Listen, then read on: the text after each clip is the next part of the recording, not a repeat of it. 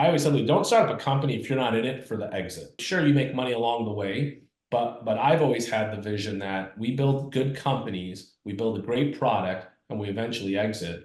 And in order to do that, you really have to have your financials buttoned up.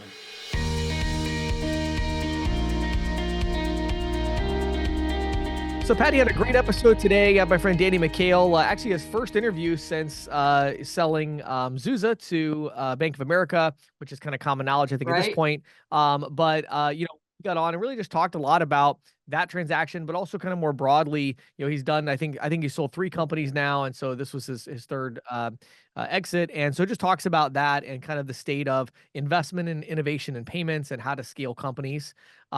Then of course, my other friend, Rich Norton is of course his sales tips with us today, which is always exciting. And then tell us a little bit about the insiders today. Oh, yeah, we have a report on what's going on with some of these P2P networks and with regards to fraud. And I think people will be really interested in some of the findings that have been reported recently. Good stuff. Well, as always, this podcast is brought to you by Nativia. You can head over to nativia.com and we'll talk more about that here in a few minutes. But with that being said, let's dive into our interview with Danny Mikhail. Let's do it. Hey, everybody. I'm here with my good friend, Danny Mikhail. How you doing today, Danny? Good. How you doing, James? Awesome. So Patti and I get the privilege of interviewing Danny, I believe for the first time, actually, since Danny recently exited Zuza. Of course, Bank of America acquired Zuza POS a while back. And so we're going to talk today about how to scale a payments company and really get it to the next level. And so Danny now is the CEO at a company called Melka Capital, which of course he'll talk more about, more on the VC side and funding things. But I thought who better than someone who's done some successful exits in this industry to really talk about how to scale a payments company when we have that exit in mind and we want to build maximum value. So before we dive into all of that interesting stuff today, Danny, give us a little bit of your, payments journey, because I know you've been on quite the journey, multiple exits and different things going on. Quite the journey, yes. Give our audience a little flavor about that and kind of what you're doing today. Definitely. Thanks for having me again. It's been a while since we've caught up. It's good to see you and Patti again. So after my first startup, I exited that in my early 20s. I stumbled into payments. So around almost 19 years ago, 20 years ago, I got into the fintech space and started up ISO at that time, which, we later sold to a private equity group in 2018. But during that time, we also had the vision for a super app, which we named Zuza. And then that one, as you just mentioned, got acquired last year. So we had a good, I think that's a knock on wood. That's a great little run for us. We had 2 exits in the fintech space in 2018 and 2023. And, it was a fun ride. We enjoyed it. Definitely learned a lot during that period and have kind of transitioned over now to Melka Capital after, you start up one company and you sell it, it takes a lot out of you. But when you do it 3 for 3, that takes even more out of you. And we always say it's better to be blessed than good. We were definitely blessed along the way. And I think we made some great decisions along the way, but we also made some horrible decisions, but you live and learn and you move on. Yeah. Definitely after 20 years in the fintech space, or 19 years in the fintech space and 25 years in the startup arena, learned quite a bit. And here we are today after another exit. That's great. Well, so let's do this. I thought a great way to kind of start this conversation, Danny, is we're trying to help our audience understand this kind of journey and how, many of them are maybe at the earlier stages of this journey and they're thinking about, hey, I want to start something, I'm building. If you could go back in time to, let's take Zuza as an example, when you first started Zuza, and of course you already knew quite a bit going into that, having already done a successful exit, but when you first went into Zuza, what are some of the things that you did right that you think kind of positioned yourself for that successful exit? And maybe what are a few things you would have done differently knowing what you know now? I think what we did right, if I had to point at 1 or 2 items, I would definitely say we had a very, very strong roadmap and vision, very strong to the point where we even realized we broke down phase 1, phase 2, phase 3, phase 4. We knew that we wanted to build the country's first super app. I hated the way, every feature was an added app or every feature was an added bolt-on. Everything you needed was a third-party company. So actually, ironically, about 10 years ago, we were designing this. It was in 2014. I said, look, we're going to build this product. It's going to be a super app. It's going to have a mobile wallet. It's going to have an online store. It's going to have its own app store. It's going to have a PO. Everyone, whenever they think of Zuza, they think of it as a POS. And that's kind of how we got into the door. Right. But more importantly, that we had our own digital and plastic gift card programs, loyalty, inventory, time and attendance. So it really was, I still think, and until someone proves us otherwise, I still think the country's first super app. So what we did right was we really did have a solid vision, solid roadmap. Sure, we deviated a little bit off of it, but I had a phenomenal tech team that bought into the vision. And as we were developing this, we built our own closed loop system. And I would say that's something we definitely did right, along with, when you have the right vision and you have the right engineers, you build the right architectural design as well. So we knew that this was something that was going to have to scale, add thousands, hundreds of thousands of merchants, but that's always something like going back even before that with my prior payment company, the Super ISO that we built. Same thing. We had the right vision. We knew what we wanted to target. And before that, I had built a marketing company, as well as a bunch of Papa John's within the restaurant space. And we eventually sold that to a publicly traded company as well. So I think getting your vision right and your design is very critical. Most people, they build or design something for the immediate future, like the immediate future. They're not thinking 3, 5, 10 years down the road, right? So I think we got that right. We got a lot of things wrong, but we definitely got that one right. Yeah, good stuff. And I think the second part of your question is, what did we get wrong? I think you asked. Or what would you do differently? I was just going to circle back around to that in case we forgot. Man, there's so many there that with every day you live in them. I mean, obviously, even as a parent, right? James, you and I both have multiple kids. Like every day, this weekend, my daughter taught me something. So I think every day, as humans, you have to evolve or die, right? And I think the same thing applies in business. One of the things I loved about this last company was, unlike prior runs where when you have an exit, you couple people make out. On this run here, we had an equity pool and a lot of people made out. So I would have probably done that a little bit differently. I think getting your team right, man. I think that's, getting you talk about all these companies that have succeeded. And if you really look at Zuza, the vision was always the same. The plan was always the same. But it's right when we got the right team, the team members, all that's where it exploded. Yeah. And if you look at my prior company, same thing. It's weird. It's like, you're slow, you're growing a little bit, maybe you're stagnant, maybe you're declining. And then you get the right 4 or 5 people, and then boom, it's that. Yep. And I think that's so undervalued and underrated. Like you hear it all the time, but really you look at most of these great companies, most of them had great teams, right? It's not 1 or 2. I think in my younger years, I thought myself, there was definitely a little bit more in my 20s and early 30s, more of a selfish mindset. But as I became a father and as I became, got a little older, I realized, man, I'm nothing without the team. Right. So definitely I would say I would have focused a little bit harder on the team the first couple of years versus I think I was 100% focused on the product.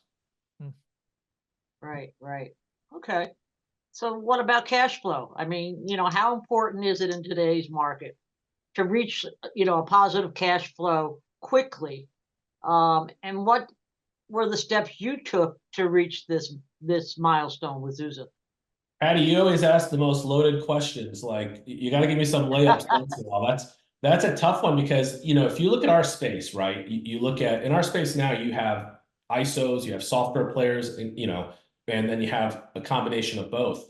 In the ISO world, it's a lot easier to get to cash flow, right? It's way easier. Sure. I mean, if you think about it, you don't have the overhead you do with a tech company. So when I built my first company, I think we were positive cash flow after 12 months. It was wild, in the ISO space. But when you build a software player, cash flow, you really, I mean, I can't tell you, even with Zuza, we probably had 5 or 6 individuals that tried to build their own POS system, failed, and then they white labeled with Zuza. And a couple of them had hired a development shop out of Florida. A few others brought on their own in-house guys. And I think they all underestimated. I mean, they thought $500,000 was going to get them there. you're not going to get anywhere with five. I mean, you know, James, you and I have talked about this. Oh Like, my. some of these guys will think that, oh, $1 million, I'm good. No, it's going to cost you quite a bit.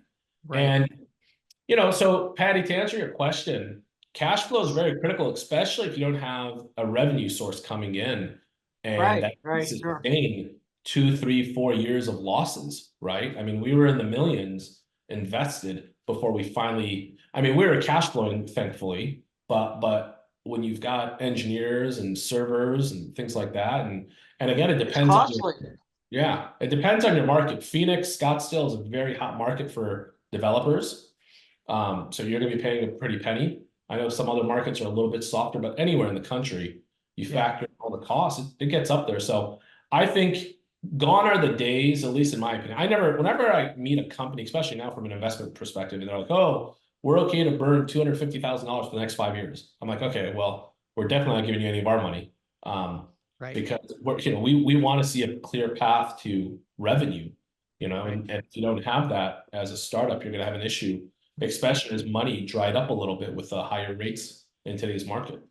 Yeah, and Danny, let's Sure. expand on that a little bit. And you and I had a really interesting conversation about this maybe a few months ago. We were talking about the startup landscape and give a little more context to those. I talked to a lot of younger entrepreneurs that are getting into the industry, business now, and they're in the fintech space and help them understand from that investor's perspective, right? We look at kind of operation and hey, we want to bring in revenue, we want to show that there's some money coming in, but then we also have this really high developer cost. How do we balance these things out as entrepreneurs, especially as it relates to somebody looking to get venture capital or outside investors? How are investors looking at management of cash flow and the importance of revenue and bringing in kind of an operating cash flow versus like, hey, we also are still investing in the technology? Like, talk about that a little bit more in depth if you would. Yeah, I mean, you really have to have a clear vision and a clear path to revenue, right? Right. You can't, and obviously you could deviate from it a little bit, but there was a company recently that we were looking at. We actually liked a lot of things about it. What we didn't like was the salaries of a lot of the individuals. If I'm just going to be honest with you, what caused us finally to kind of walk away. For me, I feel like if you're a startup, you have to have a little bit of that grit. You have to have that grind.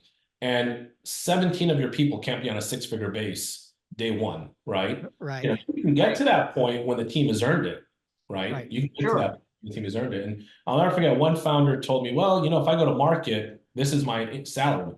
I said, hey, buddy, you're in the wrong world. I said, if you want to get paid what you get paid in the market today, don't be a founder.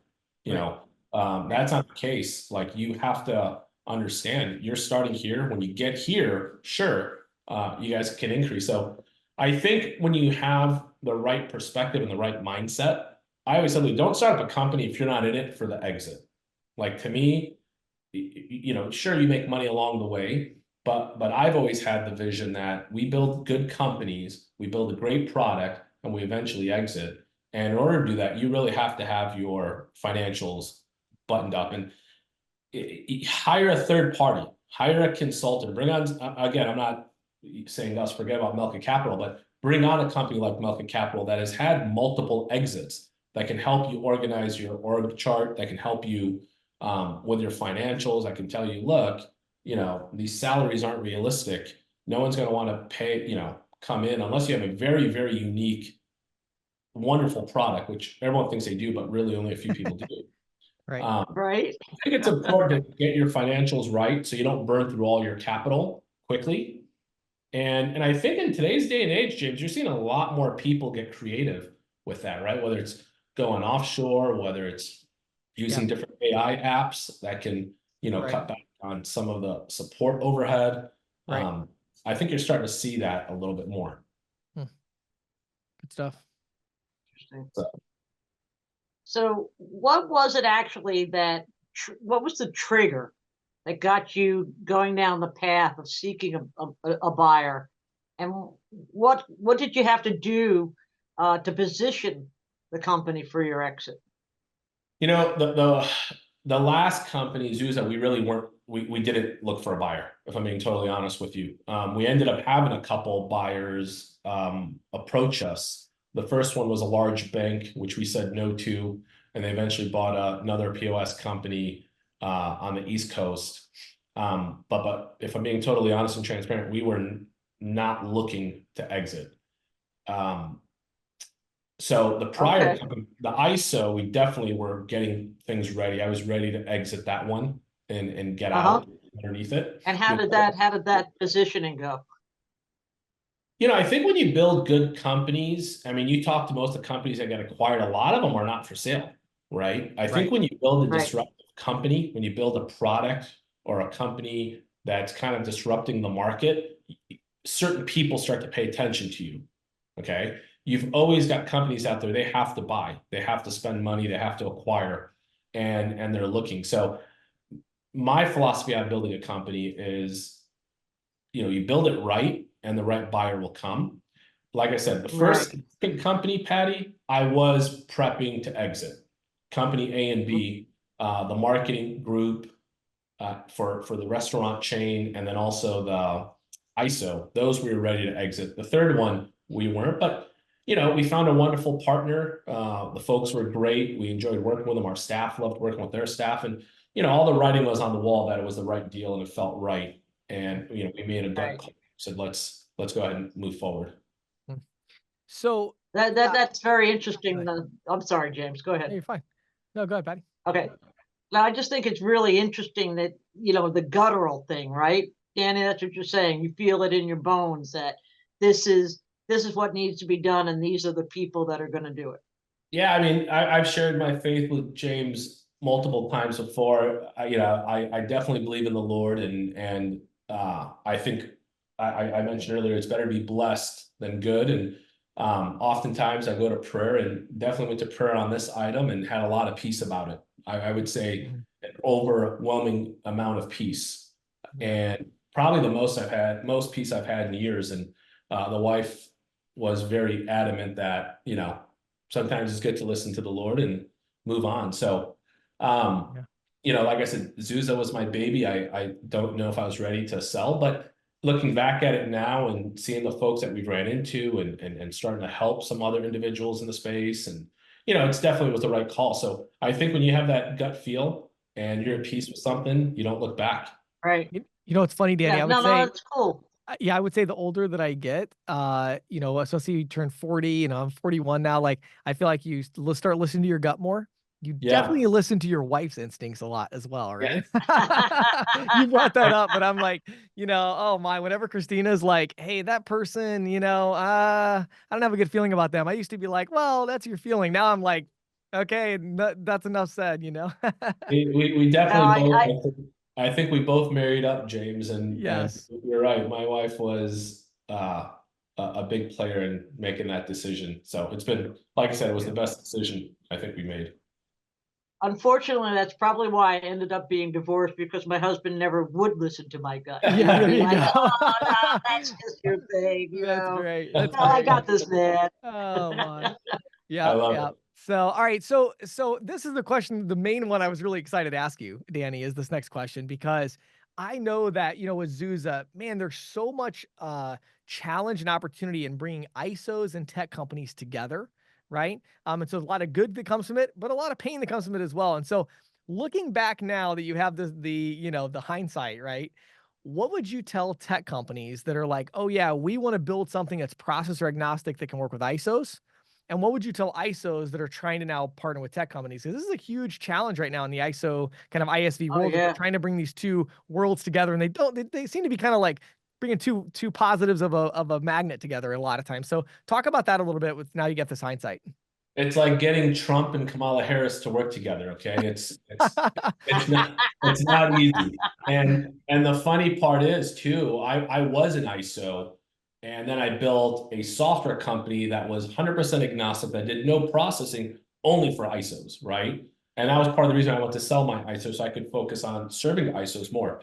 Look, I will tell you straight up, there were some partners of ours we absolutely loved and adored. Like Yeah. they were the ones that made that decision very, very tough. There was a couple. We built some very good friendships, very good colleagues, individuals till today I respect and love. Um, you know, though that was tough to see those guys go. But I can honestly tell you, a lot of the ISOs were the reason I think I lost my hair, and you know, they were the the expectation is extremely rough. So what I would say is the following. I would tell software companies that are coming into the space that want to work with ISOs, be very selective, not, you know, I can tell you probably 70, 80% of the guys, you know, we had some, I mean, I've told you the story, James. We had some guys, they would call in 4 times a week, talk about, we need these features. These features cost like $1.6 million in upgrades, and they had 2 accounts. Okay. Right. Right. And I'm like, okay, you know, these are very, very, you know, we understand we're building these, we're going to try to get them, but we're 6 months out. Okay. Right. Oh, I can't sell until I have this. So, but then we had other partners that were selling the heck out of the product. You know, 20% of our base was just, they loved it, they sold it, they were growing with it. And if it wasn't for that 20%, we wouldn't have survived. Right. So what I would tell a software company, and we're consulting a couple right now, is, you know, find the right ISOs, the right PayFacs to partner with. It doesn't have to be everybody. Okay, Right. be selective, and you know, because then you could actually develop the product and concentrate your energy and effort around building a very strong relationship. And those are the guys that actually gave wonderful feedback, helped grow it. You know, like I said, we had multiple of them that we loved. And I would say avoid a lot of them. You know, for the ISOs right now, you know, a lot of them have made a lot of money in this industry. This is still the greatest I still think the greatest industry. You know, everyone talks about real estate or other. I love the fintech space. It's blessed me and my family beyond our imagination. So for the ISOs, I would also tell them, look, it's time to kind of rethink this. You know, you either if you want something done like immediately, cut a check for these guys, partner, take an equity stake. Like there's 2 ISOs right now. We're actually coaching them. You know, we're doing a deal. It's a minority stake. I said, but put an equity stake in place for a couple of software companies. You know, you're making $100,000 a month in MRR. Okay, cut them a check for 250 grand. Right. 500 grand. Take a 5-10% stake. Okay. Know that you really mean it, right? I mean, that's what you're saying. Yeah, if you really believe in mean the that you want product. to be a partner. And now you have a bigger voice. And now, you know, when they go to exit, you also reap the benefit. So there's stuff like that. I'm telling some of the ISOs, you know, consider, don't just give them a laundry list of $2 million in upgrades and do 1 deal a year. And unfortunately, honestly, the loudest, most obnoxious guys were the guys that did like 1 deal a year.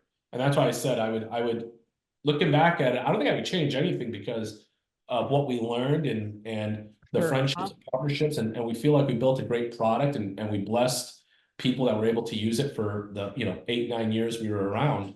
But yeah, definitely, I think the space is not going back to the way it was. And then you've got these other software companies that have just been burnt by a lot of ISOs. They just decided like, look, we're just going to block everybody out and it's our processing only. So that's the other problem you're going to start to see more and more of, which I think that's actually the norm now. It is. Yeah. And again, it goes back to, you know, getting yourself on the cap table is a great idea. Like if you have this really strategic relationship with a software company, I think that idea of this very much processor agnostic, I'm in my world, you're in your world, I'm going to sell your software. Like it just is, it's very risky these days. Like it's much better to say, hey, we're, you know, I'm on the board, or at least I've got a reasonable equity stake in the company, or even just acquiring the company, right? There's so many ISOs that have all this cash flow and they could get access to a lot of capital, and they have this little niche software company that's probably worth $2 million and they could just go buy it. You know, like the only problem with that, which I love that idea, I 100% agree with you. Just go buy it. But the problem with that is a lot of these ISOs have absolutely no idea what they're doing with software. Right. Sure. Yeah. And that's the only. Yeah, that's true. Yeah, it needs to be an aqua hire, right? You're going to have to, you want to make sure you're acquiring a software company where you're getting a team that's going to help transform your ISO into the tech company it needs to be, right? 100%. You need to keep them around, even if it means paying them more, right? Throwing out another 500 grand at the end of 3 years or whatever, but, or $1 million or whatever the heck it is. But yeah, that's a problem. A lot of ISOs don't know anything about tech.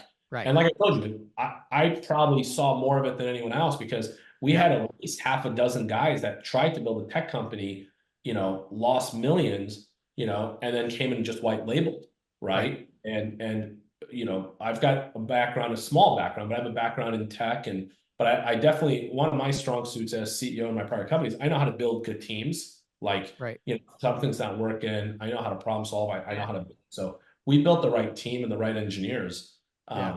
But that's the problem with a lot of these ISOs. They think, well, and let's also be honest, have you ever met a developer that says, well, you know, I'm a below average developer, right? Every Yeah, developer, You're and they're every right. not going to developer, tell you that.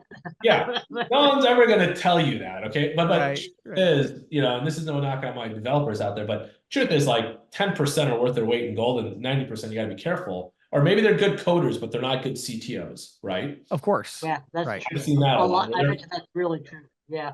Yeah. Well, Yeah, you have to be so careful, right? Because you're gonna have developers who are great at deliverables, right? Like, okay, here's a well-defined feature. This is what I want you to build. Go build this. And there's other developers that can be more involved in the strategy of should we build this? Why yeah, are we building this in the first place? Do we really need to build all of this? Can we build part of it? So I think you have those And developers then that can kind of direct effort, and then those who can actually just get stuff done. agreed. and then you Agreed. also have the ones that want to like build everything from scratch, even though there's building blocks out there that they can use, Right. right? I mean, Right. I've Yeah. seen Build that happen a build lot. versus buy for sure. Well, Danny, I got a couple other quick questions for you here as we wrap this up today.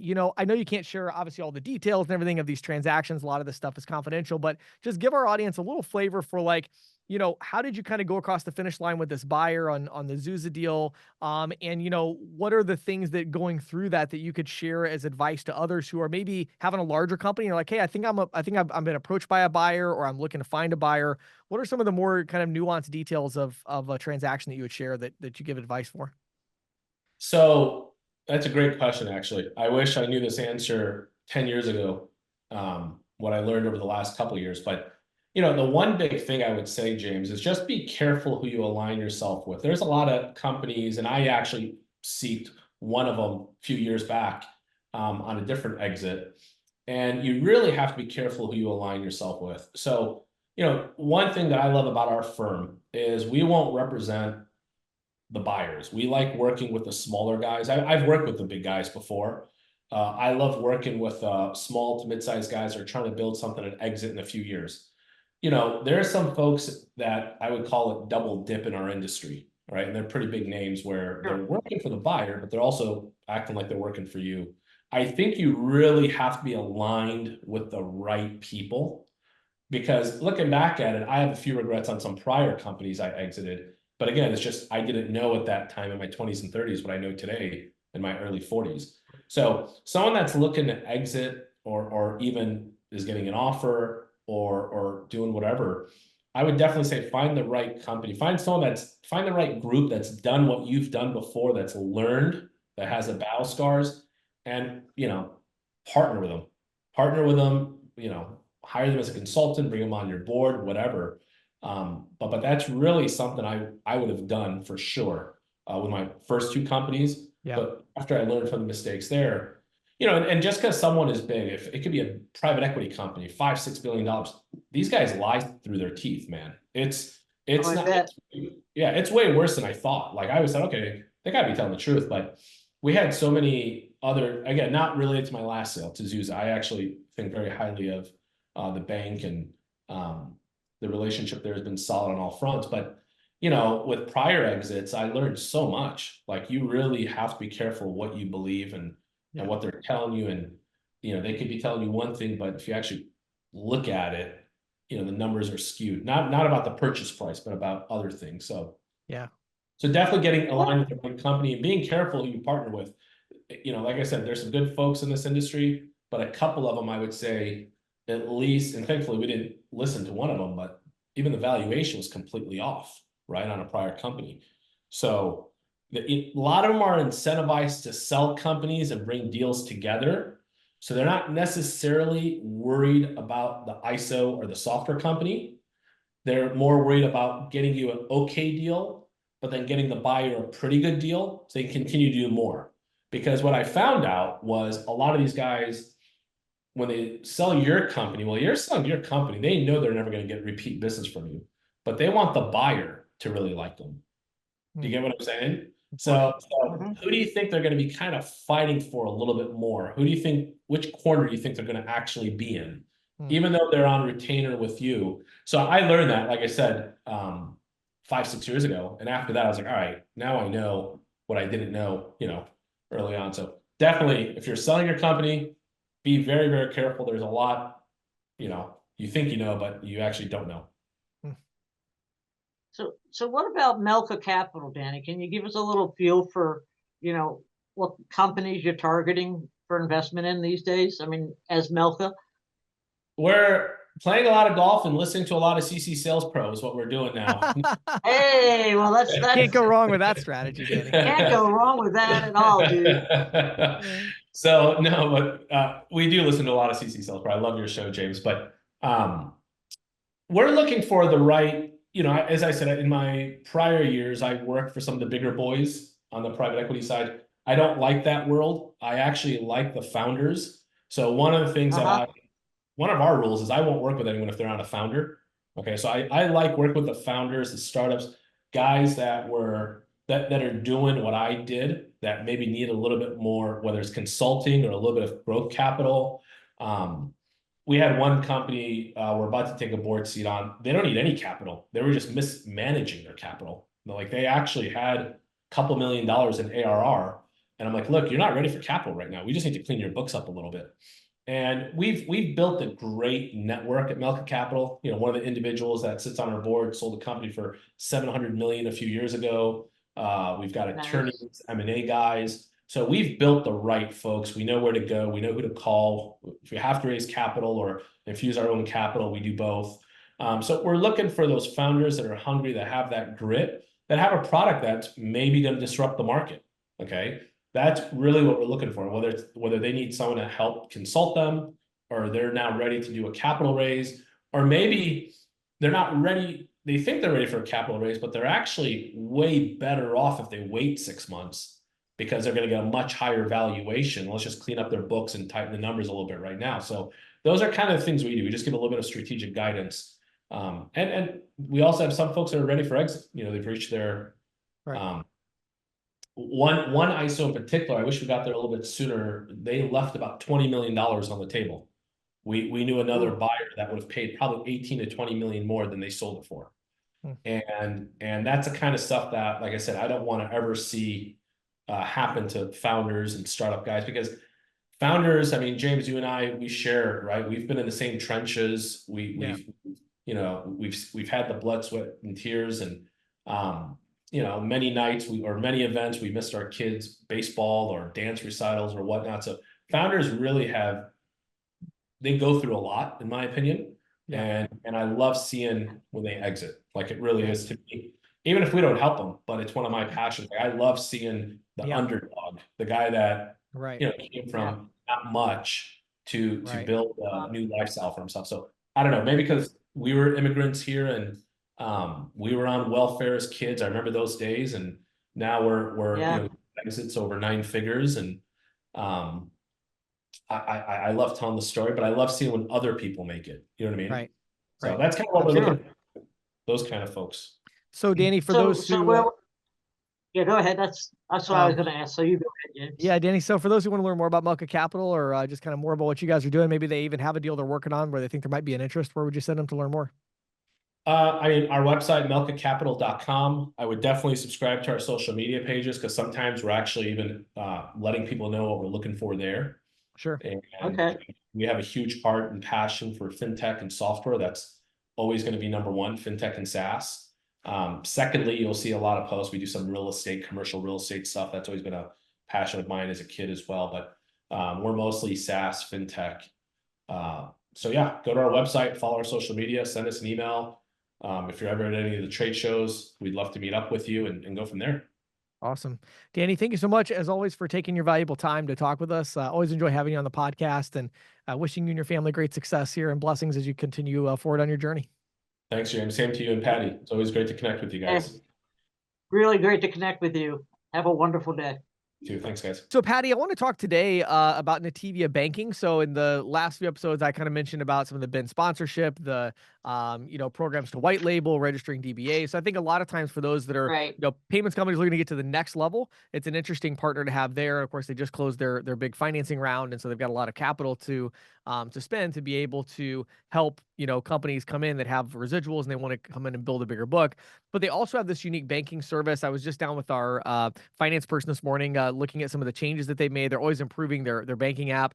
And so, a lot of times agents ask me, what's the next step with that, right? Do I go out and just sell banking services to merchants? Well, what I would say is kind of the first two steps I would take is number one, go ahead and get the Nativia professional card so you can kind of get a feel for what this neo Try it banking is like. yourself, right? Yeah. Yeah. So just all you do is head over to nativia.com/professional. They have a special card. Think of like maybe Chime or services like that. They've got a special Hmm. card service, banking service for payments professionals. So you can look at that. The other thing is, Right. the other thing is I would say, start taking some of your existing merchants and see if you can sell a couple of them on banking and just go to Right. them and say, hey, look, this is a new service. I'd like to try it out. I want to see what you guys think about it. I'm using their card already. Here's what it looks like. Right. And try it Right. out. So try that out. Again, head over to nativia.com/professional and check it out. So back here with my good friend, Rich Norton. How you doing today, Rich? I'm doing excellent. Great to talk with you. Yeah, great to have you on the show as always. I love these sessions where we get together and just record a bunch of these clips. It's fantastic. I want to talk about compensation a little bit. So for those that are newer, they're getting into the industry, and it can be very confusing because they talk to 5, 6, 7 different processing companies or ISOs, and then they get these 17-page agreements that include a Schedule A and their terms like residual split and all that. You know, and I think it's tempting for these newer agents to really focus on that and say, but what actually matters when you're talking to a new agent? What do they really need to think through and consider when it comes to finding the right company with the compensation that they need to be successful? Absolutely. I always tell everybody coming in, you want to think long term in this business. If you really want to be successful, I can't stress enough the importance of being with the right company. And I'm talking about a company that that is going to take care of your merchants. A lot of times we don't think about that. We want to focus on selling. We want to know Right. that if a merchant has an issue, they're great customer service. You have a relationship manager that you got great conversations with, that you have great communication with as well. Also, a company that's got a product and a service available for every merchant, so you don't have to work for 20 different companies. That's important. And to have the right training. I've had people call me up, like, yeah, I'm working with this company right now, and I have an 80%. The first question they ask me, right? I have Yeah. an 80% residuals. How much are you going to pay me? And I listen and I go, okay, well, that's great. I've got to tell you, I've been doing this for a long time. Here's what I find.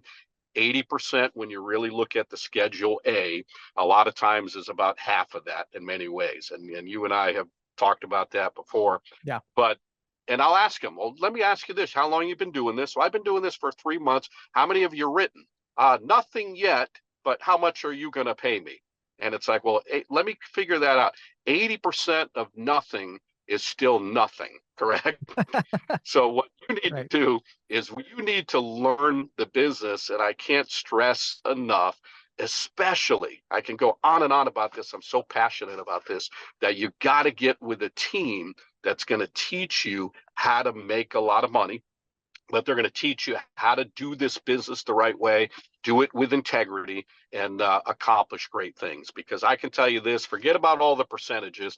I can tell you that we can get representatives up to 10,000 a month after their first year, 20,000 a month within a couple of years. But as long as their goals are that's where they want to be, and they want to go to work, and they're willing to go to work, because that's the bottom line. And that's my point of thinking big, not getting all caught up in what are you going to pay me right now. Right. Well, and I think what a lot of agents don't understand is, our industry has a very unique economic model, right? And so in a lot of industries, you would go out there and they would have a model where they would say, okay, yeah, we're going to give you a significant percentage of the profit, right? And then you're going to pay us $3,000, $4,000, $5,000, $10,000 a month to provide you with the franchise plan, or you're going to pay 100,000 up front or whatever, right? And so there's all these different economic models. Anytime you want to get into a new business, you're going to pay to get the proven path to success. And in this industry, it doesn't work like that, which is really nice. You don't have to pay all this money up Yes. front or monthly, but you pay for it through residual. I mean, that's just what it Yes. is. So you Yes. have your residual split and you say, okay, well, this company will give me 80%, this company will give me 50, this company will give me 70. And the question is, okay, but for the residual that you're giving up, what are you getting in return? And you have to look at that as a return on investment. And that's literally the way I encourage new agents to look at this, because like you said, when you're getting into the business, if you're not making any sales, you're not making any money. I don't care what your That's your right. split is, as you said. And even if you're making 2 sales a month versus 10, well, I would rather make 10 sales with a 50%, 60% split than I would make 2 sales with an 80% split. So we have to look at, the larger context of kind of how this plays out and how you monetize this in our particular industry. And again, it's different. I think it's great. I think if you're new and you don't have a bunch of money in the bank, this is an amazing opportunity. You don't have to put anything in, That's right. but don't get hung up on, well, this company is going to give me this percentage and then nothing else. Right, versus the other side of it. So, Rich, for those who are finding this interesting, in the next little segment next week, we'll talk about upfront money and thinking about managing that a little more effectively. But for this particular video here, where would you send people to learn more if they want to speak to you or your team about learning more about your program? Yes, absolutely. And to your point, I just want to cover that real Yeah. quick because with us, we start people at one level, and again, usually we find that level is the same in many of these other big percentages, but we want people to grow, because if you start out with a company and they give you everything all up front, where do you go from there? So with us, prove yourself, get to different levels, become a field leader, become a team leader, join a winning team, and we'll show you how to have great success in this industry. Reach out to me, 904-434-4635, or you can email me at payrock, Payroc, richnorton@gmail.com. So, James, today I want to touch on instant or real-time payments. I think we all understand that these are misnomers, because nothing in payments is really instant.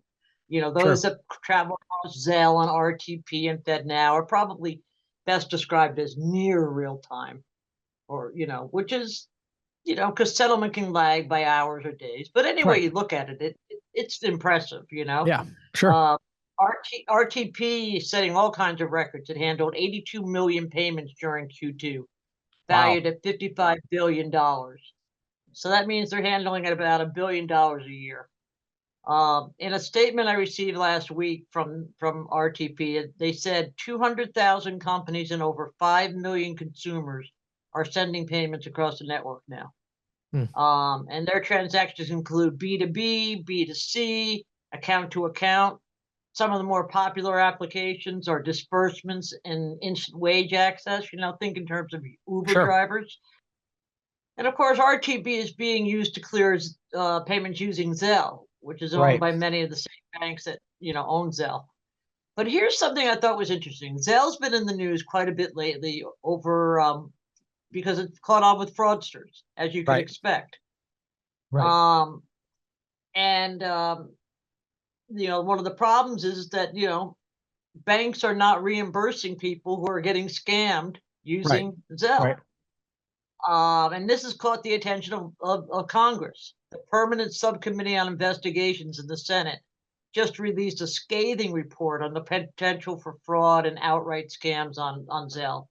The big discovery, like I said, very few users who are being duped into sending money are actually getting any kind of reimbursement, or even when their accounts are hacked. In 2020, JP Morgan reimbursed just 3 transactions out of 41,390 scams. What? That's ridiculous. Seriously. That is incredibly ridiculous. Wow. And that really surprises me, actually. Me too. I was blown away when I read that number. I really was. And, the Electronic Funds Transfer Act and Reg E, they address fraud and other problems arising from P2P transactions and require financial institutions to reimburse consumers. But what isn't covered by the network, isn't covered by legislation or network rules, are scams, where people are tricked into sending money. So a group of congressmen and senators want to see that change. They've introduced Protecting Consumers from Payment Scams Act. Okay. That legislation would update the EFT Act to clarify specifically how consumers should be protected from scams and other frauds on P2P networks. It would also require banks and the networks that are used to scam consumers to share in the liability. Sure. And they want to extend the law to the likes of companies like Early Warning Service, which operates Zelle, as well as other financial services companies that play central roles in facilitating P2P payments. Sure. Many scams today are so sophisticated that it's difficult for consumers to recognize them for what they are. Two factors contributing to this are greater availability of consumer data on the dark web and artificial intelligence. These guys are crafty. A common trick is to impersonate family members or friends and say, I need money right away. Please send it to me. And, they use AI to manipulate videos and recordings that they find on social media. Right. And the things seem realistic. Yeah. So this is the kind of stuff that the legislation wants to target. Now, okay, I'll be realistic. The likelihood of such a bill passing this year, close to nil. But if the problems persist, lawmakers are going to persist in introducing such legislation. Right. As MasterCard noted in a recent blog post, as the world becomes increasingly interconnected, the threat of fraud looms large, demanding robust and innovative solutions. Yeah. This is where AI can come in and help these banks, Right. thwart these kinds of scams. MasterCard recently surveyed acquirers, payment facilitators, and other payment companies to get a handle on what they're doing. 57% of card issuers and 40% of acquirers say they're using AI. And most of those that aren't say they plan to within the next 2 to 5 years. So, banks like B of A and JP Morgan and Wells, those are the three that the permanent subcommittee really honed in on. Right. That are getting a lot of problems because, of course, they have the bulk of the transaction accounts. Right. Sure. They want them to provide employees with broad discretion as to when consumers should be reimbursed for scams or outright frauds. Sure. And I think that it's a safe bet that we'll see something. Oh, and that's the other thing is Senator Richard Blumenthal, who chairs the permanent subcommittee, sent a letter to the CFPB asking that agency to do more to hold banks accountable for scams on Zelle because they're in charge of Reg E. They banks that are on these P2P networks are regulated by the CFPB. Sure. So I think there's also a possibility if we don't see legislation, we're certainly going to see something coming out of the CFPB, perhaps next year. Wow, yeah, I think it's so interesting to kind of figure out what are consumers responsible for, what are banks responsible for. I mean, it does seem like these P2P platforms are almost in some ways intentionally they're trying to reduce the friction of payments to the point that it makes fraud really, really easy.